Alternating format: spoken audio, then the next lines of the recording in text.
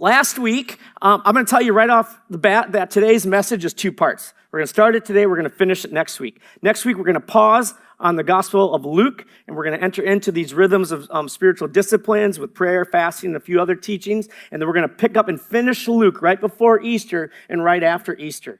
And but last week, we talked about Jesus, what he was saying about the resurrection and what he was saying about marriage. This week is Jesus on his return. There are so many voices in the world today. There are so many voices clamoring for our attention, giving us their input, giving us their opinion on a variety of things. And I'm so grateful for the time that I've been able to dig into the Gospel of Luke to really see what is Jesus saying. So I called last week's sermon, Jesus on Marriage and the Resurrection. Not the world on marriage, not the world on divorce, but Jesus. Jesus on his return. All right? And so we're going to spend the next 2 Sundays looking at that.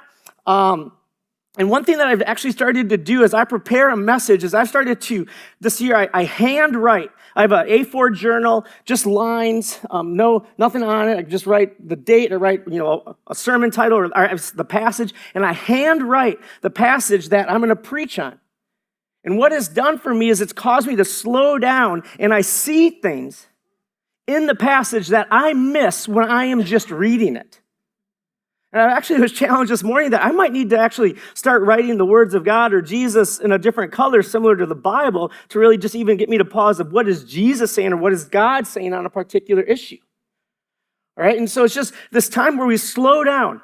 Maybe in these 21 days of prayer and fasting, it's a time for us to slow down. God, what are you saying? What words are you leading us by? Your words, not the world's, not my ideas, not our opinions, but what are you saying? So we're going to talk about Jesus on his return. We're in Luke chapter 21. Before we get there, just one more slide up there. It was like a few weeks ago, this isn't the first time Jesus talked about his return or talks about what we call the end times. He refers to it often and frequently throughout his 3 years of ministry. But a few weeks ago from Luke chapter 17, verses 22 to 37, Jesus also talked about, you can go to the next slide, and it said that some summary points from that, you can go back and listen to it on YouTube.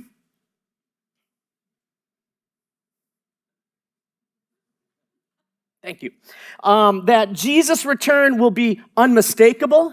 Jesus' return will be unpredictable. Jesus' return will be unescapable, meaning everybody will be impacted. Jesus' return is inevitable. It is providential. It is God's timing and God's hand in human history that Jesus will return. And Jesus' return will feel delayed, and it will be a test of our devotion to him. Sarah and I talk about, why don't we know? Why didn't he tell us exactly when he would return? And we could surmise about that, but we know that Jesus is pretty clear. We're going to hear it again today, that we don't know the day or the hour. But imagine if you did know the day or the hour. Have you ever had to wait for something, but you're waiting for something, but you know the day and the hour that what you're waiting for is going to happen? It affects how you live. It affects what you do in those minutes or those hours or those days leading up to the thing you've been waiting for. If I knew when Jesus can return, it might impact how I live. I might become complacent, entitled, or a bit lazy. I am a Minnesota Vikings fan day in and day out because I am waiting for the day they get to the Super Bowl. I don't know when that'll be, but it gets me every year watching them, hoping, waiting, anticipating, all right? But I don't know, okay? But Jesus' return is coming, and the waiting for it is a test of our devotion to him. So let's pick up Luke chapter 21. If you have the Gospel of Luke, it's going to be on page 155. We're going to start in verse 5. I'm going to read bits and pieces of this, and then we're going to pause, and we're just going to look at it a little bit more closely. Now, this is Luke chapter 21. Jesus had just commented on a poor widow giving so much in the temple, out of actually so little of what she had in the temple. He was amazed by what she was giving, by her sacrifice. And coming out of that, this is what the disciples say. Now, keep in mind that for the past several weeks, we have been listening to Jesus' teaching. This is his final week on earth. It is the days leading up to his crucifixion. He is hitting on some really key topics and some important things, really challenging his disciples.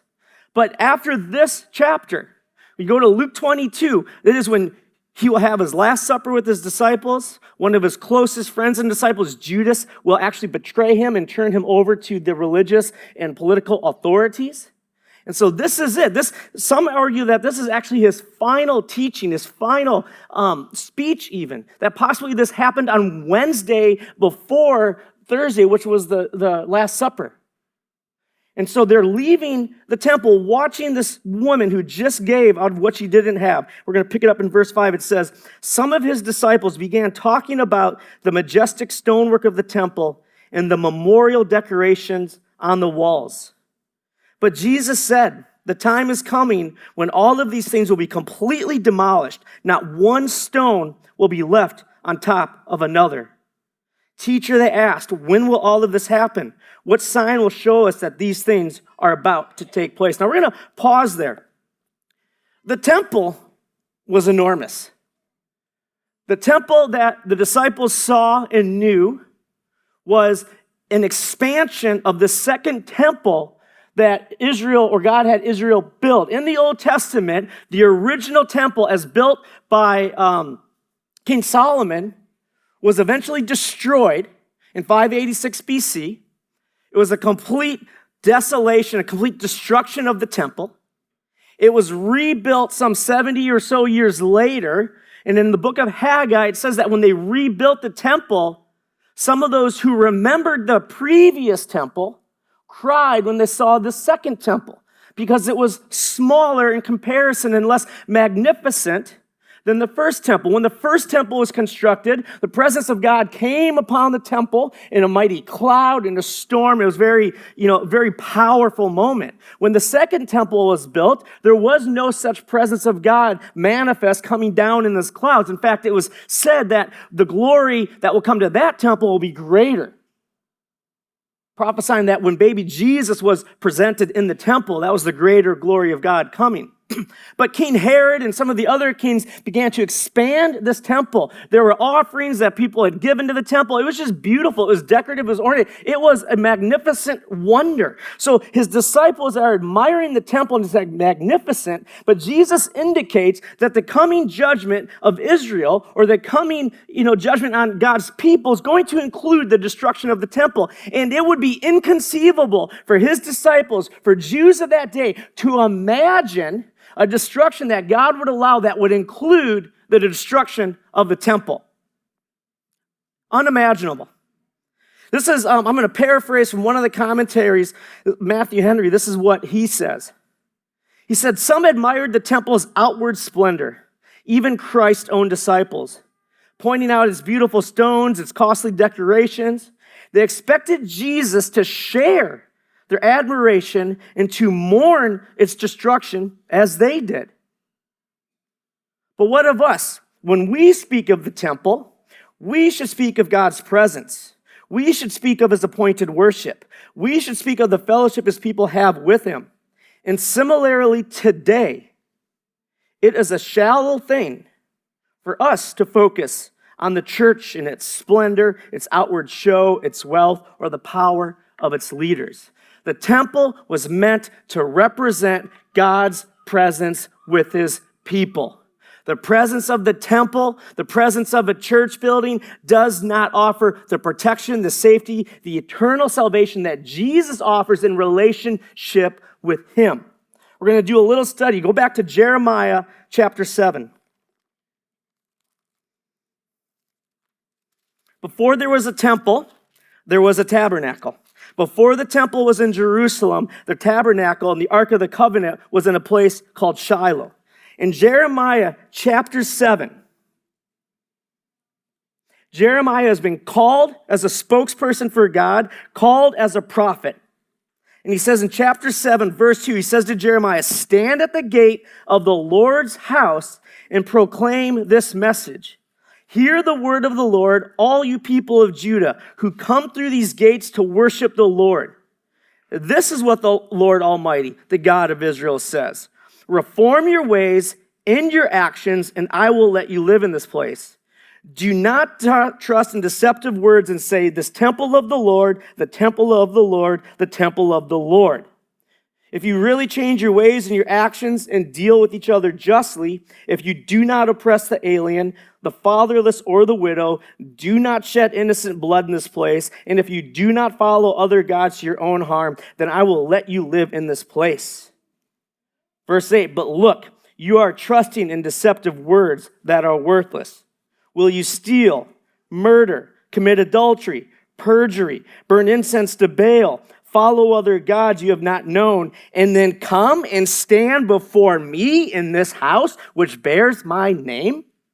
It's like an exercise of futility. You come into the temple, you offer your sacrifices, you come into the supposed presence of the Lord, into the house of the Lord that bears his name, but then you go out and you cheat and you steal and you rob and you commit adultery and you do all these things that goes against the ways of God.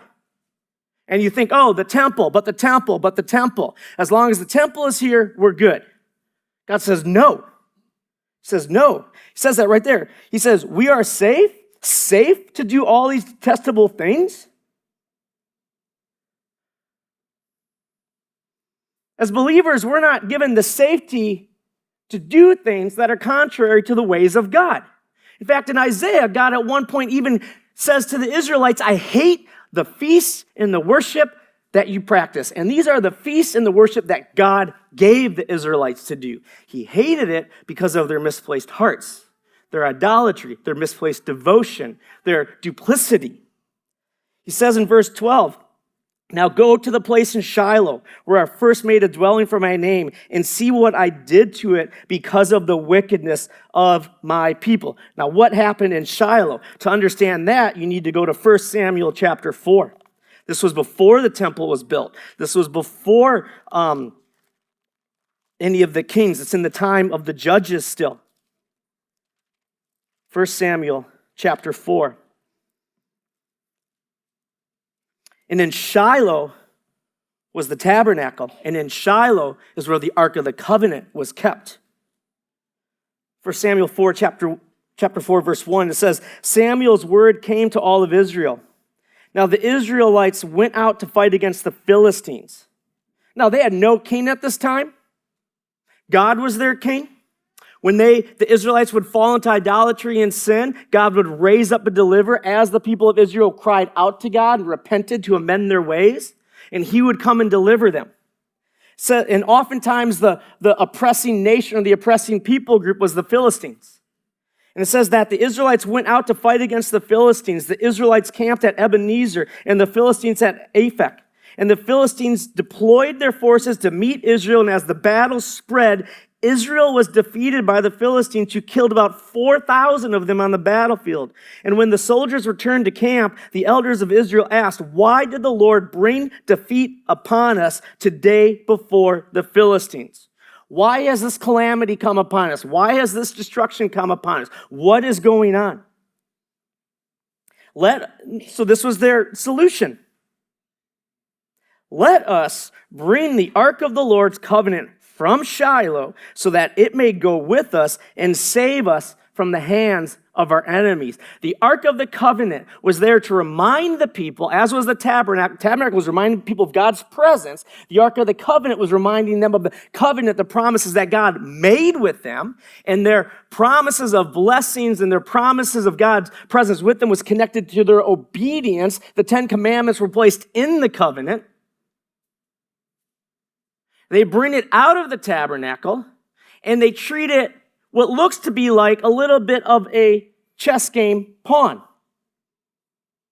a magical token, thinking we've lost because we need God's presence with us. Let's bring the Ark of the Covenant out.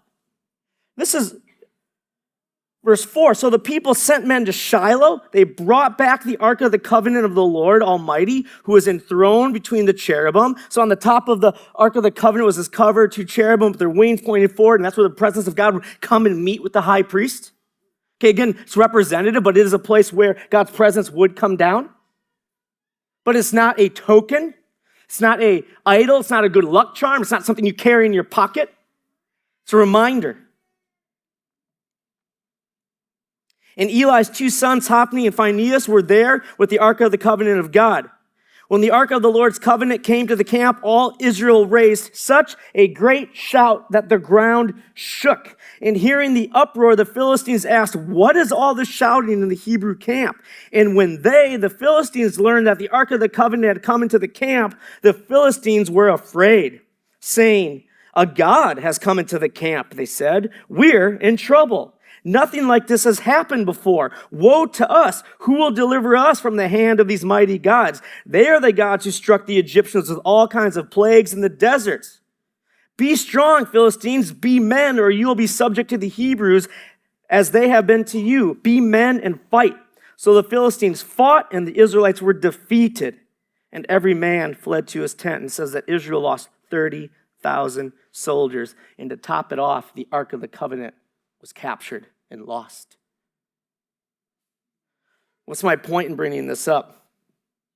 The disciples were so enamored by the temple, they couldn't possibly imagine a day of its destruction. We don't trust in the temple. You know, we trust in God and our faith in Him, knowing the truth of who God is, the truth of who Jesus is, and what He came to do. Shiloh was the religious center for Israel in the times of Judges. But despite having the tabernacle and the Ark of the Covenant, God allowed it to be taken. It was misused. It was misunderstood.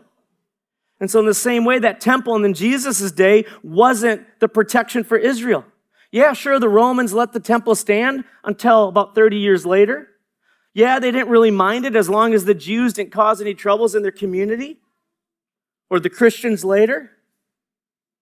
But it wasn't something to save them. It was, that would be destroyed. What was most important was that we endure in our relationship and our faith with Jesus Christ. In fact, Jesus is going to tell His disciples that they need to endure till the very end. Within 24 to 48 hours, He is going to be killed. They're going to be scattered. And unfortunately, one of His closest disciples, Judas, does not endure till the end.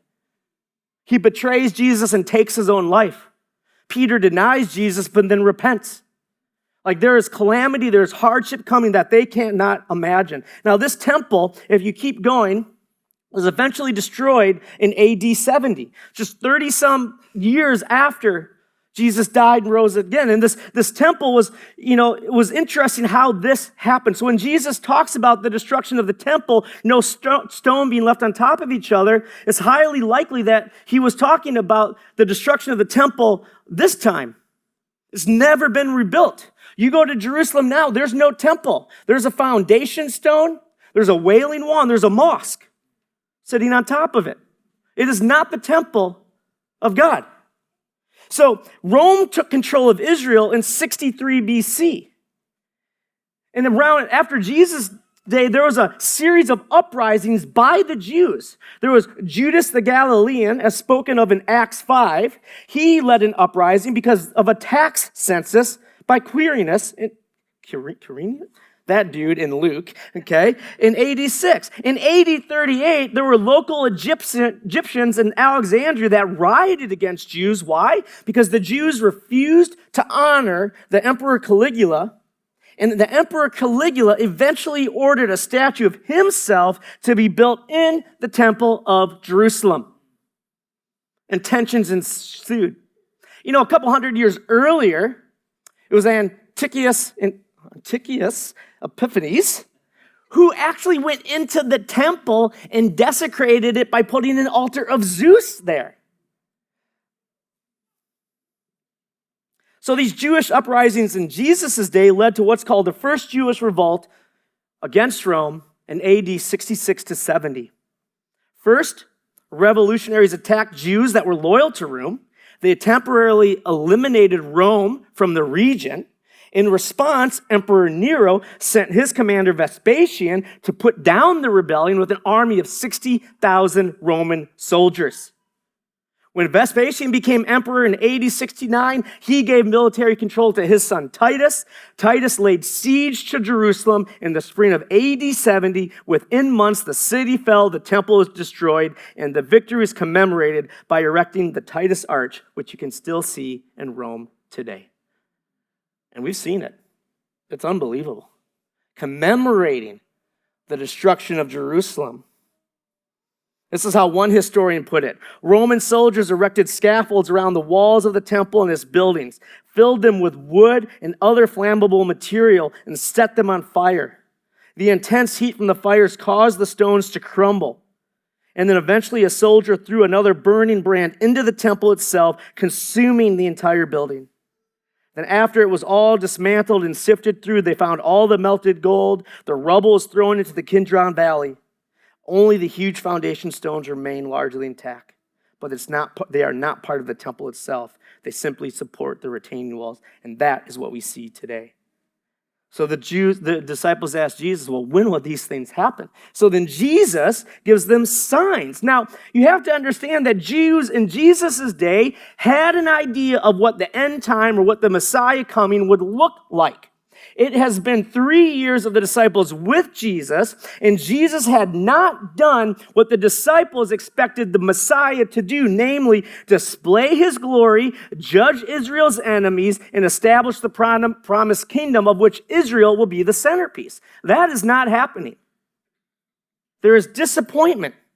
So instead what Jesus does is he gives 3 signs, 3 general signs of what to expect between now, their day, when he's going to die and ascend, and his return. So we're going to pick that up in Luke chapter 21, verses 8 through, I think it's 19. It's on page 156 in the gospel. Jesus replied, the question, what will be the signs that this is happening? Don't let anyone mislead you. For many will come in my name, claiming, I am the Messiah, and saying the time has come. But don't believe them. And when you hear of wars and insurrections, don't panic. Yes, these things must take place first, but the end won't follow immediately. Then he added, nation will go to war against nation, kingdom against kingdom. There will be great earthquakes. There will be famines and plagues in many lands, and there will be terrifying things and great miraculous signs from heavens. But before all of this occurs, there will be a time of great persecution. You will be dragged into synagogues, prisons. You will stand trial before kings and governors because you are my followers. But this will be your opportunity to tell them about me. So do not worry in advance about how to answer the charges against you, for I will give you the right words and such wisdom that none of your opponents will be able to reply or refute you. Even those closest to you, your parents, brothers, relatives, friends, will betray you. They will even kill some of you, and everyone will hate you because you are my followers. But not a hair of your head will perish. By standing firm, you will win souls. So Jesus gives 3 areas of signs that they can expect between then and his return. 1 being there will be imposters and misleaders. 2, calamities and catastrophes. 3, persecutions and oppression. The only thing is, it took a lot longer than most of them, or probably any of us, expected. So what about the imposters and misleaders? Jesus says that there will be false prophets, there will be false teachers, and history has shown us since the days of Jesus that there have been false messiahs and false teachers and false prophets all over the world. There were false messiahs showing up in the first couple of 100 years from Jesus' death, promising to part rivers and seas, promising to command city walls to come down, inspiring uprisings. And as they inspired these uprisings in the false name of the Messiah, not only were they killed, but many of their followers were killed.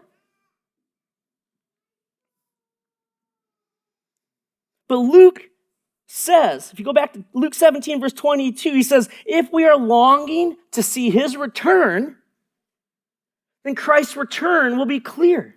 It'll be unmistakable. We don't have to be worried about being led astray by these false teachers. In fact, Matthew says it this way in chapter 24, verse 23 to 26. It says, Jesus warns to not believe anyone who says, here is the Christ, because the coming of the Son of Man will be as evident as lightning in the sky.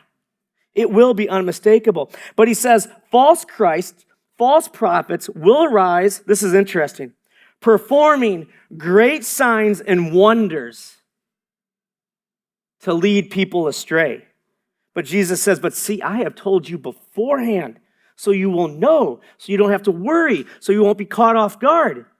This takes us all the way back to Moses in front of Pharaoh. When Moses was turning a staff into a snake, turning water into blood. The magicians of Pharaoh did the same miracles that Moses did. Read the text carefully. And it wasn't until they couldn't replicate one of those plagues that the magicians of Pharaoh said, this is the hand of Yahweh. To lead people astray. Don't be amazed by signs and wonders just because they're signs and wonders. This is what another commentary says. So Jesus says, don't go after them. The road that a lot of them follow is that wide road that leads where? To destruction. It's not the narrow road that goes through the narrow door. Brody preached a message on this several weeks ago. So what Warren Wiersbe in his commentary says, do not be deceived. That is our Lord's admonition. We must take it to heart. The only sure way to keep our balance in a deceptive world is to know the scriptures and obey what God tells us to do.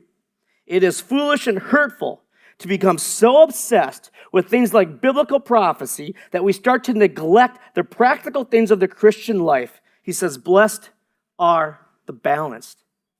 So many voices, so many opinions.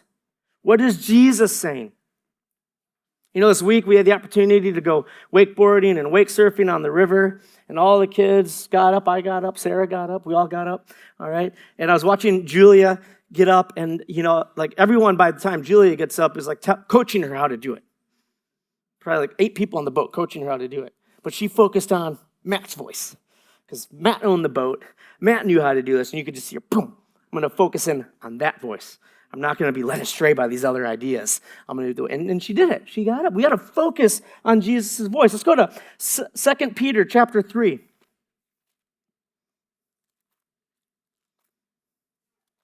Told you there was a lot in here.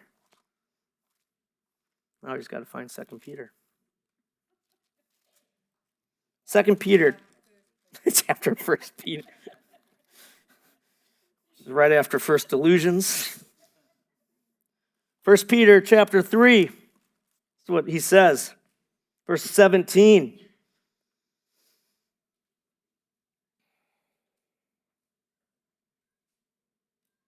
I'm sorry, 2 Peter. Yeah, thank you. Not even in the right book. See how easily we can be led? I could have been reading from 1 Peter 3:17. You guys have been like, doesn't make sense, but I'll trust him. No.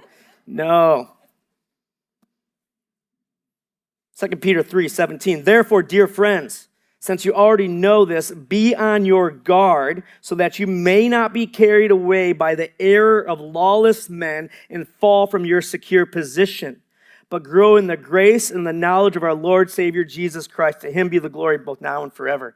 Amen. Know Jesus, know the word, know ahead of time, know how to advance. Jesus' return will be clear. You're not going to miss it if you're alive in those days. But then he says, look, there's going to be calamities and catastrophes. But he says that these calamities and catastrophes, these things must first take place, but the end will not be at once. Wars. History has shown us that from the time of Jesus Christ to AD 1000, there were 50 significant wars recorded in the world. From the year 1000 to 1500, there were 100 significant wars in the world. From 1500 to 1800, there were 250 significant wars. And from 1800 through till today, or at least when this scholar wrote, which was like 2004, there were 500 significant wars. War has been increasing in the world. 75 million people died in World War I and World War II. The book of Revelation says that when there's worldwide war, famine, disease, that 25% of the earth's population will die. By comparison, 3% of the world's population died in World War II. It's staggering. But these wars end when Jesus returns. It ends when he establishes his kingdom. Earthquakes. Since the 1930s and the invention of the Richter scale, 35 earthquakes with a magnitude of 8.5 or greater. Earthquakes throughout history have killed hundreds of thousands of people at one time, including in 1556, 830,000 people died in China from one earthquake.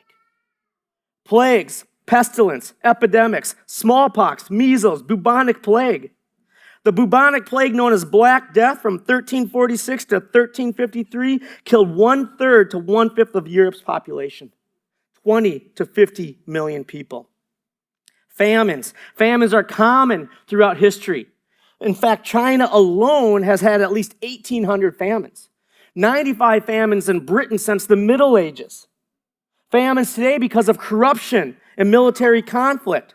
In fact, that a long, severe famine is what helped contribute the collapse of the great Mayan civilization. Terrors, other catastrophic events such as wildfires, landslides, tsunamis, volcanic eruptions. We were up to the volcano in Hawaii several years ago when it was erupting, not the Kilauea, Mauna Loa. It is one of the most magnificent, terrible sights you will ever see, to see these volcanoes erupting. And then Jesus talks about there will be signs from heaven. There is a lot of speculation. I mean, in those days, they're probably thinking about, what are those falling stars? What are those comets? What are the hailstorms? What are the tornadoes? What are the hurricanes? What's the flooding? What's the rain? Some people are like, oh, that's nuclear war. Maybe, maybe not. I mean, if it is. Okay, there's a lot of there's no way to couch the words of Jesus in a really comforting way. Do not overlook that Jesus said wars, earthquakes, pestilence, and famines by themselves are not the signs of his soon returns. These things have been going on throughout human history, but we're getting closer. And then finally, we're going to end here. He says you can expect persecution and oppression. In Luke 12, this is from Luke 21 from verses 12 to 19, he says that they will lay their hands on you, but this will be your opportunity to bear witness. Now, for the apostles, they were arrested, they were delivered before synagogues, they were tried, they were beaten, they were imprisoned, they were brought before kings and governors. Jews brought them into prison, their own countrymen brought them into prison. Being brought before the synagogue was to be publicly shamed and imprisoned, often beaten, flogged. Stephen was arrested, tried, and executed at the hands of religious leaders. Paul, although not one of the 12, bore witness before governors, before Caesar, and showing that the pattern Jesus predicted would happen. And suffering became the means in which the gospel was publicly proclaimed. In fact, the greater the persecution in human history, the greater the proclamation of the gospel, the greater the depth of the commitment to Jesus. When wars have shut down the world and not allowed people to travel, or persecution has ensued, what has often resulted is a depth of devotion to Jesus Christ. When Constantine made Christianity legal, devotion to Jesus became more superficial. After hundreds of years of persecution, Nero blamed Christians for the fire in Rome in AD 64. He arrested Christians, tortured them, threw them to wild animals, crucified them, and burned them as human candles in his garden. Under Emperor Decius, persecution continued, and under Diocletian in AD 303, he tried to exterminate Christianity, burned churches, burned Bibles, and killed believers. And then eventually in the Middle Ages, even the Inquisitions were Christians killed by Christians. And it's estimated that since 1990, 100,000 Christians have been killed every year. Nigeria, places in Africa. Suffering has purified the church, the gospel has spread. And as Tertullian, who wrote in the 2nd century, the more often we are mowed down by you, the persecutors, the more in number we grow. The blood of Christians is seed. It was the Polycarp. And then Jesus said, do not prepare beforehand to defend yourselves. Jesus will give you the utterance and the wisdom. Polycarp, bishop of Smyrna in the 2nd century, said this, being faced with death. 86 years have I served Jesus. He never did me any injury. How can I blaspheme my King and Savior? Much later, the Czech reformer John Hus, as he is getting ready to be burned at the stake, said, the Lord Jesus Christ, my Redeemer, was bound with a harder chain. I am but a miserable sinner, And I am not afraid to bear this one, bound as I am for his name's sake. In the name's sake. And in the same truth of the gospel which I have written, taught, and preached, drawing upon the sayings and positions, I am ready to die today.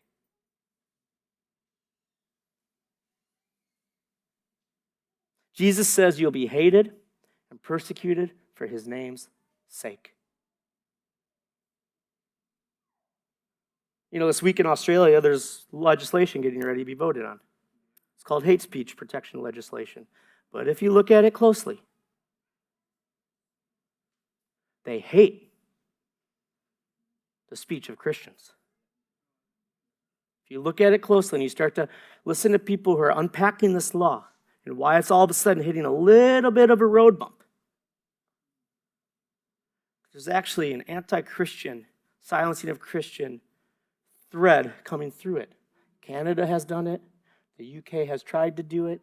It was pushed back. We can stand in this church and we can exalt Jesus Christ, but will we exalt him in the public marketplace? There's wisdom that is needed. It's one thing to say, I will stand here and I'll exalt you here, Jesus, and that you're worthy. But is he worthy of our lives outside of here? Will we not love our lives even until death? It's a very sobering message. I'm an idealist. I really am. It might not sound like it last week and this week, but I am an idealist. But I've been really challenged by studying Jesus' words in this. And really challenged by some of the Old Testament prophecies not yet fulfilled. Because Jesus, AD 70 came and went. The temple was destroyed. People were killed. Christians were martyred. But Jesus didn't return. So clearly there's still more to come before he returns. Will we endure? Will you endure? It is like this warning, this encouragement of Jesus to his disciples, to us. Will you endure? Will we exalt him in our personal lives? I mean, if COVID and politics have divided us, how much more will Jesus divide? If COVID and politics and free speech laws have silenced us, what are you going to do? What are we going to do before this starts being acted upon? All right? I suspect, this is not a prophetic word, but the days of comfy Christianity in Australia might be behind us. But Jesus says, by your endurance, he says in Luke 21, 18, 19, not a hair on your head will perish, and by your endurance you will gain your lives. The phrase, hair on your head, that is all through the Bible, and it is a consistent phrase declaring safety and protection. Kings would say, not a hair on your head will be harmed. I will protect you. What Jesus is saying is not a hair on your head, meaning I will protect you. I will offer you eternal salvation. I will offer you the words to say. It might not mean eternal protection here on this earth. You might go to prison. You might not go to prison. You might die. You might lose your job. You might not. But I will protect you. It is eternal, divine, providential safety and protection. It is eternal protection. It is your salvation. And if you endure, you will gain your life. If you will endure. We're going to have Corey come up and the team. We're going to close in a song. And go back, read this passage. We're going to finish it next week. It's not exactly like, woohoo! No, it's like taking up that cross. Matt Coots gave a powerful message on the cost of discipleship. Metaphorically costs our life, can literally cost our life. But there's a promise that if we endure, our life will be saved.